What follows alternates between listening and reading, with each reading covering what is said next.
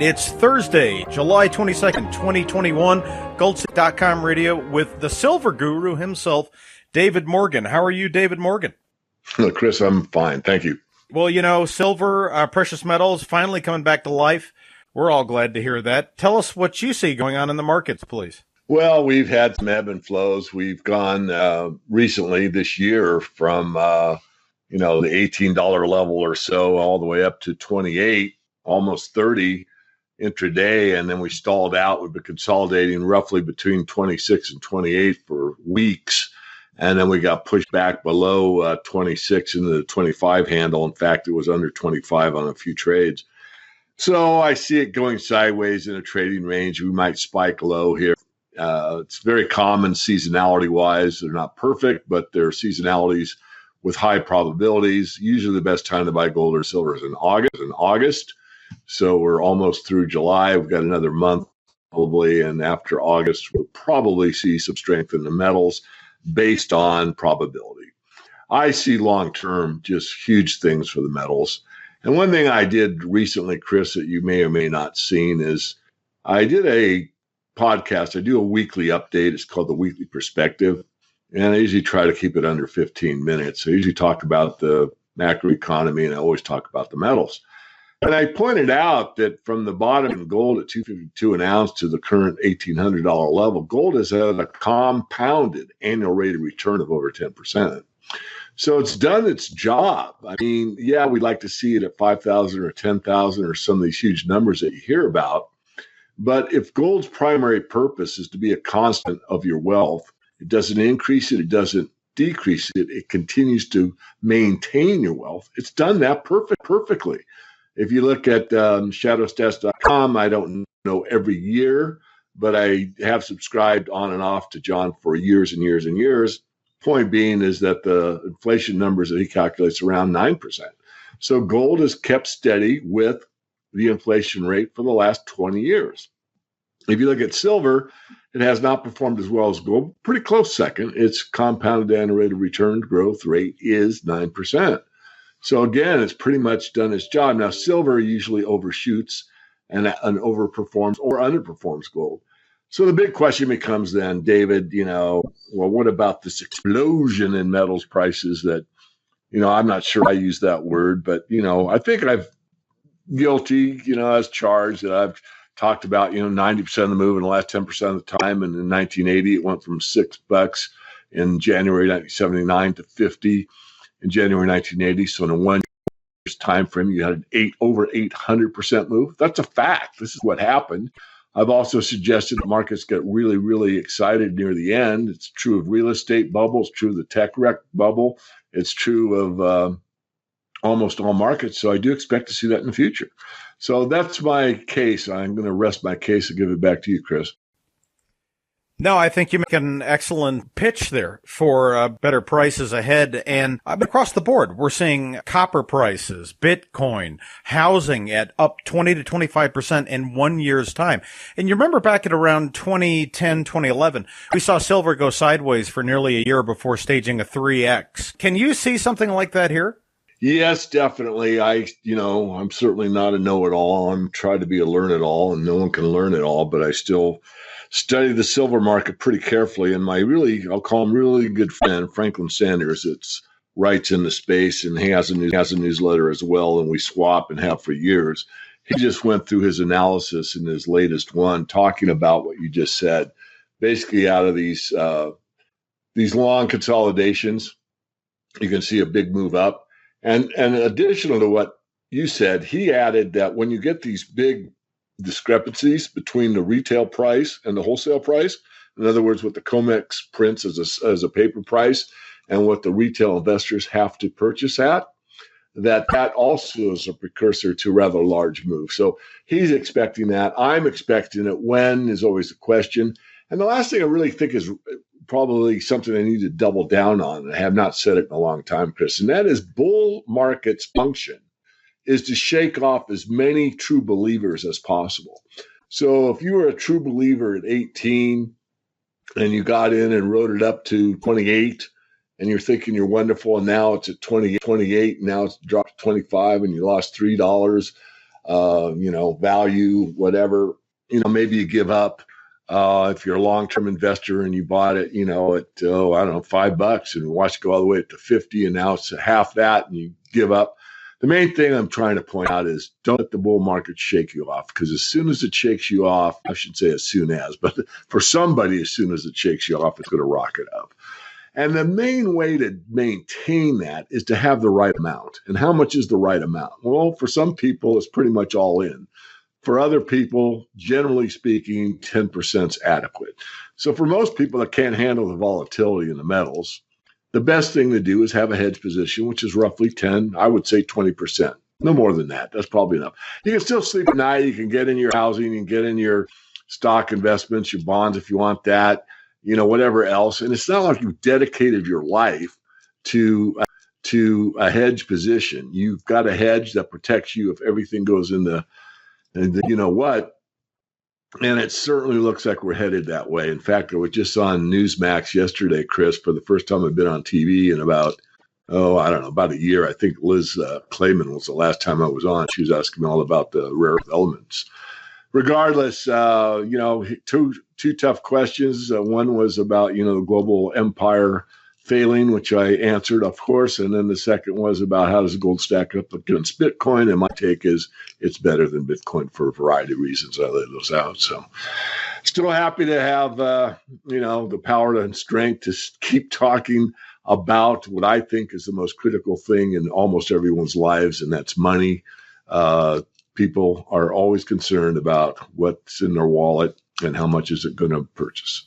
We're also concerned about people maintaining a ballast in their portfolio to ensure against, volatility. And we're probably going to see, I think you'd agree, some volatility given this substantial rise in paper assets in the past decade, 12 years or so. I mean, at some point we could have a return to the mean in paper assets and a resurgence in interest in commodities and other hard assets.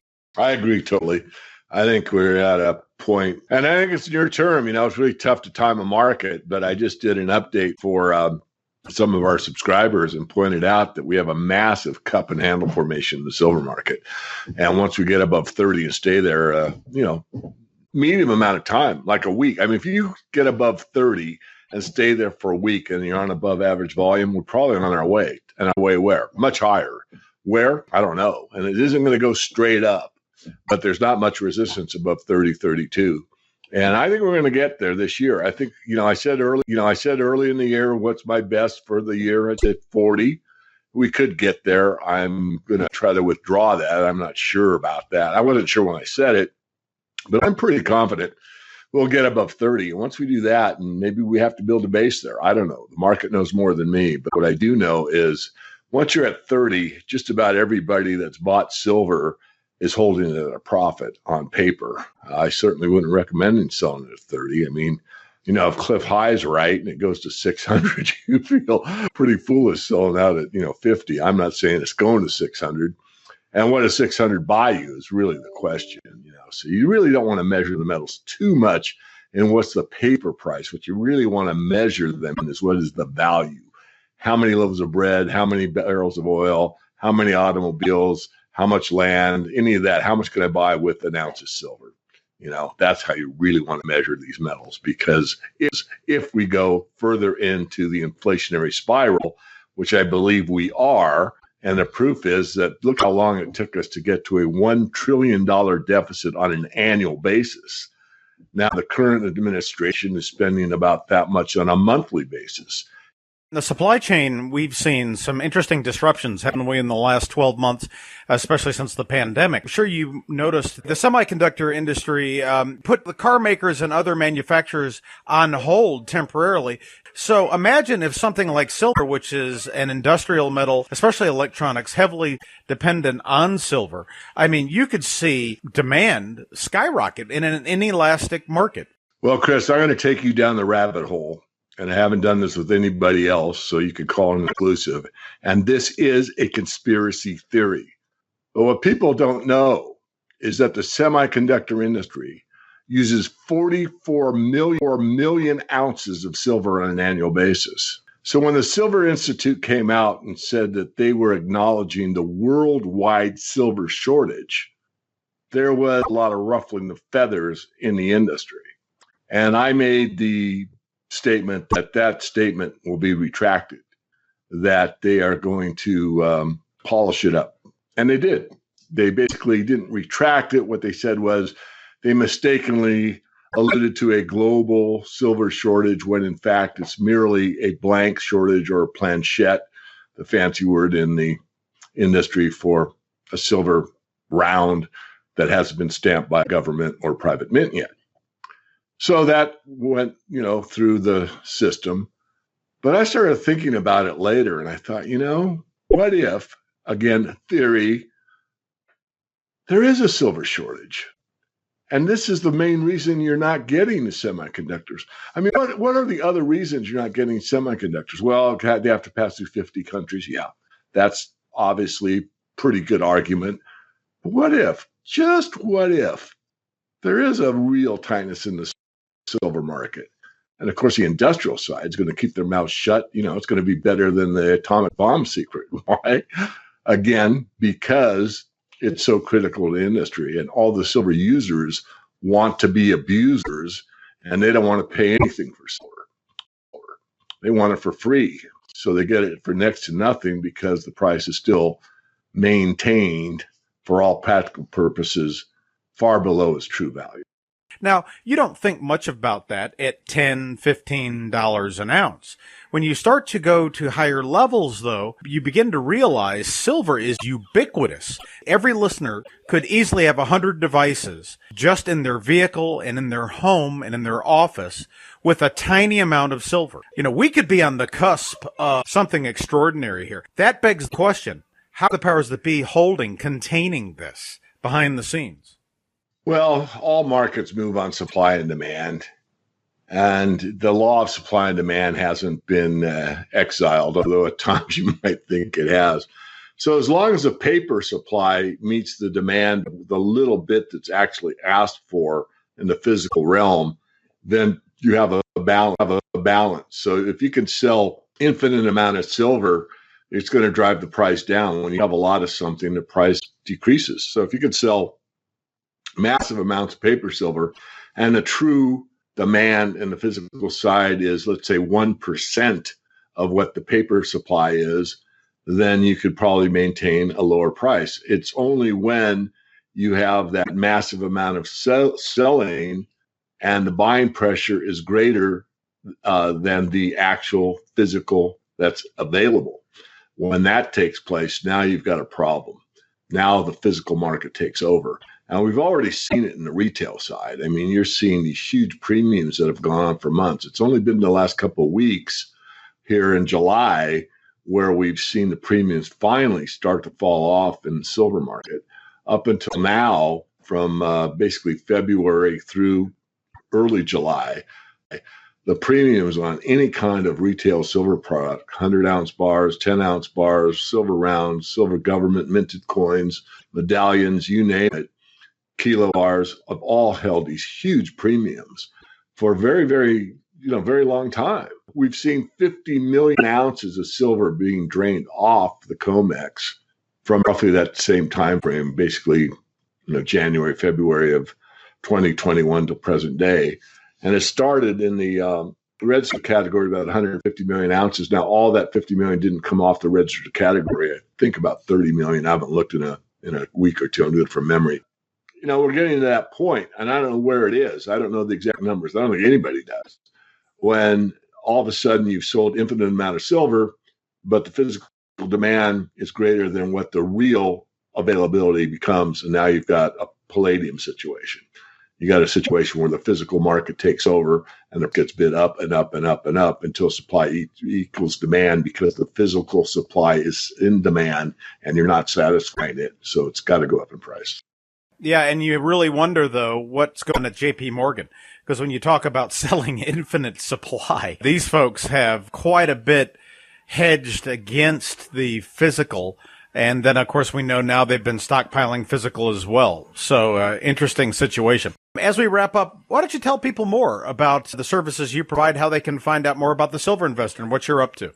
The main website is themorganreport.com. Just get on there and get on our free newsletter, get my weekly and the interviews that I do in the public. And then above and beyond that, there's a subscribe button if you're interested in making money. If you want to catch up to the people that bought silver at $5 an ounce, the only way to do that now is to buy the underlying mining equities. And they're dirt cheap right now. So if you want to get involved on that side of the market, it's a perfect time to do it. And then above and beyond that, if you're interested in learning more, we have a books tab, and you can buy not the first book, it's long gone, but the second book, Silver Manifesto, or the last book written by David Smith himself, Second Chance, How to Make and Keep Big Money from the Coming Gold and Silver Shockwave. You can buy those at a very modest price. In fact, we really don't make any money on them, but we wrote them. We want to help the public, and we probably will update the Second Chance book. Couple of the stocks in there that we gave as recommendations have blown upward. They've done well, but they're no longer, the names and the symbols on those stocks are no longer valid. So we really need to update that book. You've given us a lot to think about, a new way of looking at the silver market, and hopefully, the public will start to wake up and realize we need to have some type of protection. Chris, it's fun to be back with you. Thanks.